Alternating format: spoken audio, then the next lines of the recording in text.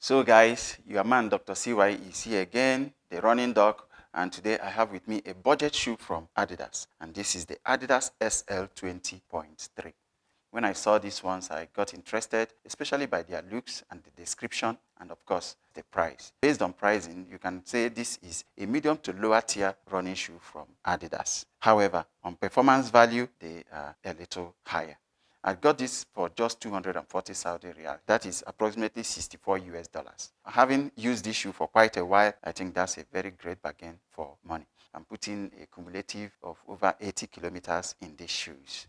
Of course, there were so many other shoes that I was working on and trying to review.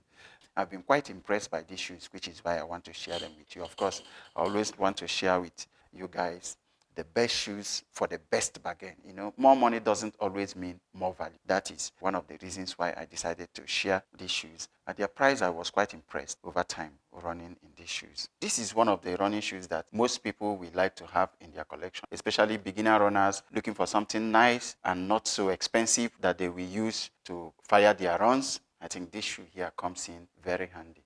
This shoe, of course, it consists of the light strike midsole. They are lightweight, nicely cushioned and bouncy, and that's what you get from these shoes. The light strike midsole in these shoes offers excellent cushioning and very nice response at toe off. That gave a very snappy ride to these shoes. You know, looking at the shape, the shoe is largely flat with just a small heel bevel here, but on the road they really do work. The continental rubber outsole in this shoe is also quite thick and offered very nice traction at both wet and dry pavement. About 80 kilometers in this, and they've shown little wear in the rubber outsole. That shows quite significant durability to this outsole. Engineered mesh upper in this is quite breathable and decently comfortable. The only source of discomfort you will have from this upper is the firmness in the toe guard. If your toes are touching this toe guard, they will be uncomfortable. But the way to avoid that is by wearing a thick stockings and getting a size that is not snug fit. Another potential source of discomfort in this shoe, which I must mention, is the tongue. The tongue is thin, but then it is too firm and hard. Despite the fact that it is winged, it still manages to impinge on the front of the ankle with a potential to cause significant discomfort. However, because of the other performance value that I get from these shoes, I still continue to wear them, and what I do to avoid the problem is running in these shoes with a thick stocking, and that eliminates the discomfort that I get from here.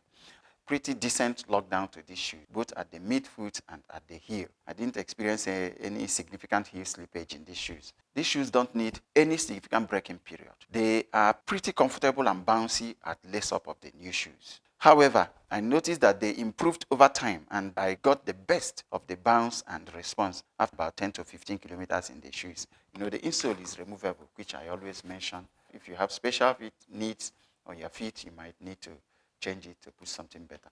The arch support in this is also pretty subtle. For short to medium distance running, you are not likely to feel any significant strain to your foot arch. The shoes are very stable. Of course, if you look at the midsole, you will see that there's not much to the height. It has 28 millimeters in the heel and 20 millimeters in the forefoot, giving about 8 millimeter heel to toe drop there. So they are stable, they are comfortable, they give a nice bounce and a nice response, and they are pretty durable with a very nice price. So these are all the pros that make me interested in these shoes, and that's why I recommend them for beginner runners, especially who are looking for something not so expensive but will give them nice comfort, protect their knees, and give them the pep they need to pursue their daily running goals. But I still find this shoe very interesting. That's why I still continue to run in this. Great value for price for these shoes. I think this is one of the best running shoes you can get at this price. And taking a look at these shoes, they also look pretty nice, both with workout gear and with casual outfit. And their low stack, the grip, the bounce will also be good for high intensity interval training and gym workouts.